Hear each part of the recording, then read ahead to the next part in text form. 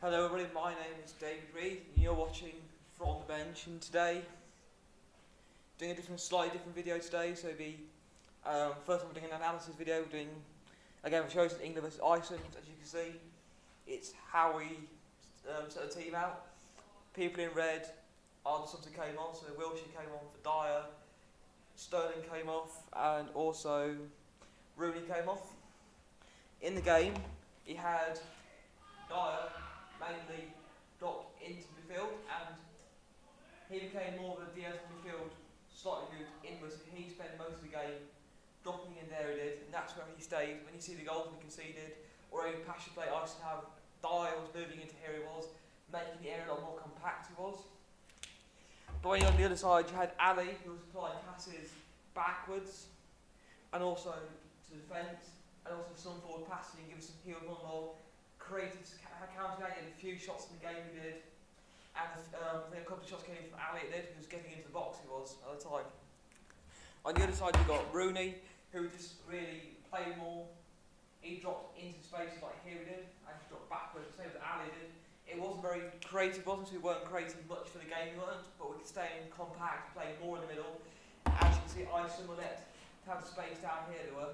That's what mostly Iceland played through here, they did, which meant we came more compacted, we played more the centre of the park. But as the game went, we scored a penalty, Iceland put more pressure on us, we did, and as we're going through, more gaps started to show, so Dyer had dropped deeper, Ali had a shot, and when we did break, Rooney, Ali, Sterling, Sturridge, all broke eventually. Sturridge spent the game more playing on the right, he was more out wide, he played more of the game like that, he was very out wide, and he was a guy who was applying more crosses into the box. When you look at the game, he had like 2-3 crosses for the game he did. He wasn't really in front of goal, he didn't really create much, it was more at the outside it was. Where you think of the other side, we look at Sterling. He spent more time as the same, really, like backwards passing, and he's more crossing was. So these two supplied crosses into Kane, Ali, Rooney. When Kane, he just mainly did what a normal striker does, he just kept coming forwards, he did. And he was one where we used to cross the ball a lot from Walker, Rose, Sterling, Sturridge mainly. The ball would end up with Kane more than anything else, the striker, who will get most of the contact most of the time, but it was normally off target.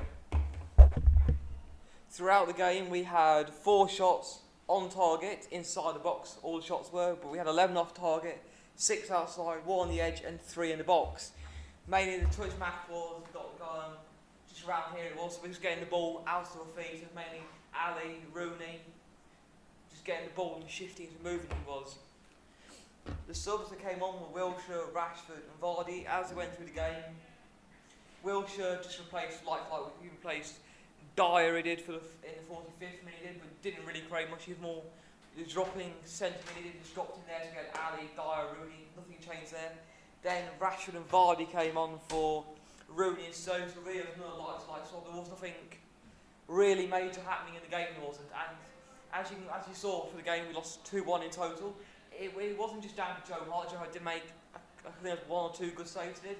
It's just we were sitting too deep, we were letting him have too much of the ball we were. So when we were playing, Iceland controlled more of it. When the Iceland attacked, like in here, where the defence was, we had a drop. That means Walker, Rose had a drop, meaning when we had a long throw we conceded, it left more gaps for the Iceland players to get into this. So the more, I can say like, you're more overloaded with his Sturridge, Kane, Sterling was more up front. That left Ali a bit more in the midfield, so did Rooney.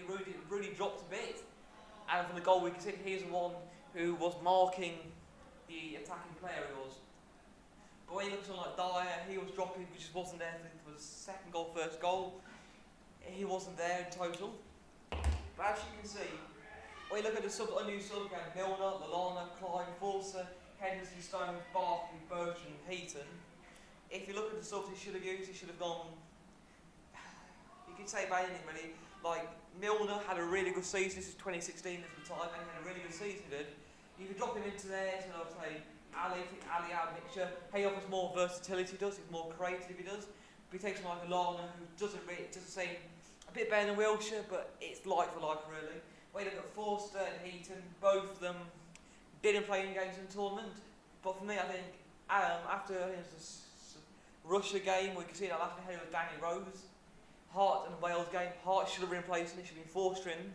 Just get him out the firing line, but in total, Hart was in goal. How they played, most people at the back they did, and Rose, Walker was playing more winger, so they played more of a 2 back we did. We're dropping into 3 back, with Dyer dropping in. Throughout the game, Rose was taller than Rose was on more marking in the box, but he's not the tallest, so when you see some of the goals you can see for the tournament, some of them came from Rose and others came from Walker, because they're not the tallest full backs, and with Kane and Smalling, they're good in the air, but this time, when they're surrounded by a lot of bigger players, and when you've got Ali's not really tall, Rooney's not really tall, and Dyer, who is a bit tall, when you've got 3 who can really challenge the ball, and when you've got 4 players who can't really challenge in the air, and that's what Iceland exploited. They saw when that long throw came in, like a guy on Rooney knew how he could move off Rooney, like he knew he was going to win that ball, and that's when the ball came in.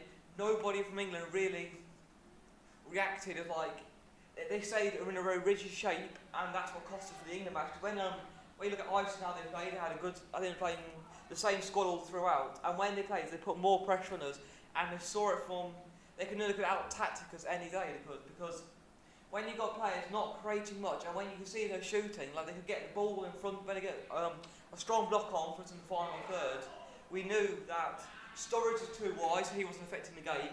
You know, Kane was very isolated in the middle by a few Iceland centre-backs. But when you look at Sterling, he was on creating stuff, we won the penalty in, and he was very more to how the game was, because he was more forced wide he was to get the ball in, and rarely any few times we played the ball over to the front 3. That's when we called, because the first minute we created, we got the penalty. And it was a bomb ball to Sterling, I think it was from Ali or something like that. It was a long ball, it was. Into Sterling, which won the penalty. If we continued on for the game, we would have scored more goals, because this front 3 is good. And but the problem with Roy Hodgson played it like a 4-3-3, and what I mean by that is he had counter-attacks our football, so like he's just playing on the left, he's just a left winger he's just a left back he's just a right winger. But in reality, what you do is play a more of a 4-3-2-1, where Sturridge drops into here, so he comes there. So he plays alongside Kane, and Sterling plays on, so they play like left forward and right forwards do. In turn, that would mean more pressure be off Kane, so Kane could have more versatility, which meant he was unmarked. When the ball came into the box, they had Sturridge and now Sterling are options to do, which is 3 more options for Ali, Rooney, Rose, and Walker to cross into. But as you can see, like, with Kane being like the only striker and not having much support from midfield, you can see like we were very deep, and that's what Iceland exploited eventually, because they saw that we weren't going to create much of the analysis through the tournament. Like, there's a few players dropping in and out of the squad there was, but it wasn't much of a dramatic change. What do you think? Ali had a good season with Spurs, Dyer had a good season, so Rooney had an okay season. But Rooney wasn't the kind of player you wanted something bigger, something more commanding, so like Henderson in there, a bit more rigidness in the shape he could have gone with more. Birch a bit more defensive, a bit more taller. Barkley's normal. Barkley's one should have started, because his creativity over someone like Ali and Dyer was a lot better. He's more of an attacking midfielder than Ali's more of a centre mid cover can. But when you look, it's not even more people could play Roy Hodgson for like how his team, it's a squad he had at the time, and when you look how it lays out now, because Cahill and Smalling mainly just dropped like normal centre-backs do, just dropped into midfield, but not much. They're not the kind of centre-backs that are going to win you like good long balls consistently. Not the kind of centre-backs that are going to give you much attacking threat. Like, I know Cahill's worth score goals from headers, but it wasn't not how Roy Hodgson set his England team up. And when you look from corners, it's very much easier for Iceland. When we did get a shot on target, one of the 4 shots we had on target, we didn't have much height to combat from corners, and even from set pieces, we never had the height, like I said. And that's one of the problems, because with this England, it was a lot more shorter team, like apart from Cahill, Smalling, Hart, Kane, Sturridge really, bit of Ali, I think, Forster and Heaton. It's not the only height came from the goalkeepers and a few attacking players. And where we needed the height, we didn't have. Like Kane had a really awful time. I think he managed no goals, was stuck on set pieces. He wasn't. Out of all the players, when Dyer was on set piece, I think it was against Slovenia, I think it was, or Slovakia, he scored it, and that's what should have changed. Like Sturridge played against Wales and we scored 2-1 because Vardy, Sturridge both came off the Wales game and he scored, and it was 2-1, but it was another error from Hart. But I think people look at the error from Hart and don't see like the Iceland teams were given space for Hart to make the error. Like there's no one closing down. When you see the second goal come in for Hart, everyone's like crowding in here they are, and before he shoots, but leaving a gap. The Iceland can just get his leg through the can, and it's just leaving a load of gaps where Iceland could really flood in. They could. But overall, if you can see, this is the first game I'm analysing, so just bear with me with it. And you see 4-3-3. It stayed really frustrating. Shame when you look at the qualifiers. He had Rooney on the left. He did. But he was just trying to force players into a system that didn't work. This will mean more suited for a 4-3-2, something like that. We can use versatile Barkley, Rally the cams. Rooney a bit more centrally along with Dyer, or you can drop Henderson there. They're having two strikers from because Kane and Sturridge should have started. Kane coming off should have been for Rashford or Vardy. A bit more pace, a bit more versatility. But like I said, Milner, if he didn't play Dyer, Milner had a really good season. So his pace, athleticism at the time, he was in a better form than he is now. But when you look at someone like Bertrand as well, because effectively he didn't come on, I think he only played one game at all, maybe nothing at all.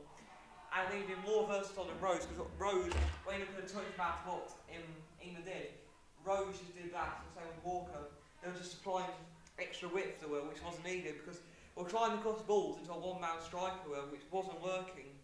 And when we did get the ball, it was so easy for Iceland to see what we're doing, because it wasn't hard. It wasn't like we're trying to. Only now and again when we played for the midfield, we did we played on the floor. We rarely did that. Which Iceland saw, and they knew they could. If they had got a man on Kane, a man just around the box where they could get rid of the ball, they could hold on for the game. And that's why when we left them so many gaps in the midfield, as you can see, he was just put. I can see where the arrows were passing most of the game. That's what they did most of the game. You see only Rooney, Ali, a bit of creativity. There's not much creativity. And when you see Iceland do what to do eventually, it's simple for me in that. You know what I mean? You know what they could do eventually, and it wasn't much, wasn't. But I hope you enjoyed this today, and it's just a small bit I'm doing this time. It's nothing on the channel. I hope you enjoyed what I've done. We've got more videos coming out. This will be on Spotify. Be doing other videos. So I put both Danny interviews up on YouTube, but I've got some going off to Spotify soon. I'll probably do some videos for Christmas. I might try to do some over Christmas to do some analysis, just some bits and bobs over Lincoln. Other bits I'll start getting Lincoln preparations, England preparations, and 96 video. I'll do some other videos just based around analysis, just taking my areas of expertise in. I try to explain the best I can in my way of seeing this, because when I watched this game, I was like everyone else. I was like, oh yeah, it was embarrassing loss, but in reality it's not. When you see Iceland played, against France, they scored, I think it was 2 goals, so it wasn't like it was a fluke. Iceland were a really good team at the time. They had a really good tactic set up, winning games, drawing against Portugal, they did 1-1. They had a load of good players coming on the back of a good season, they did. And the same with England, the morale's a bit low, Roy Hodgson, I think was sightseeing, I think he was at the time, and you can't see much. More than anything that you can say, Kane's one of the best striker, the players should have better. Perhaps individually and collectively in the system, they didn't work, and that's in turn what led to a loss 2-1 when we got knocked out of a tournament. Led not much creativity in the team, it didn't. Meaning that that's why we didn't score many goals. I can see 1-0 it was, 1-1 games. The Wales game was I think the only exception we won 2-1 that game. But with we had the subs, we had Rashford, Vardy, Barkley, Milner, the only creative subs we really had in the team. But they weren't used at the proper times. Rashford, he played the last 5-10 minutes of the games. Vardy wasn't utilised a lot, but he'll come back with a Premier League winning season, did. When you look at Wilshere, he shouldn't have started. He should be more Milner or Lana, who's a bit more depth, a bit more strength in the midfield.